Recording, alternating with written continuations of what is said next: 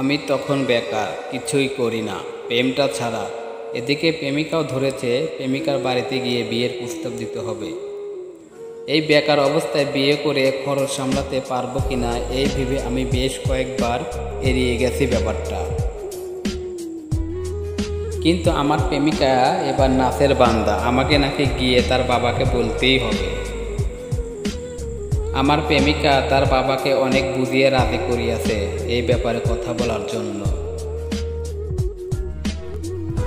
প্রেমিকা যখন এত করে বলেছে, তাছাড়া বিয়ে করার সময়ও তো হয়ে গেছে, আমি শেষ পর্যন্ত রাজি হয়ে গেলাম। প্রেমিকাকে জানিয়ে দিলাম, ঠিক আছে, পরের সপ্তাহে আমি যাব তোমার বাবার সঙ্গে আমাদের বিয়ের ব্যাপারে কথা বলতে। যথারীতি পরের সপ্তাহে হাজির হয়েছি প্রেমিকার বাড়িতে। কিছুক্ষণ অপেক্ষা করার পর অবাক হয়ে গেলাম, কারণ প্রেমিকা এসেছে সুইমিং ড্রেস পরে। মেয়ের বাবাকে কাছে জানতে চাইলাম, এটাই কি আপনার মেয়ের বাড়িতে পরার ড্রেস? মেয়ের বাবা জানালো, ঠিক তা নয়, আসলে তোমার সঙ্গে বিয়ে দেওয়ার আর মেয়েকে জলে ফেলে দেওয়া তো একই কথা, তাই আগে থেকে মেয়েকে তৈরি করে দিলাম।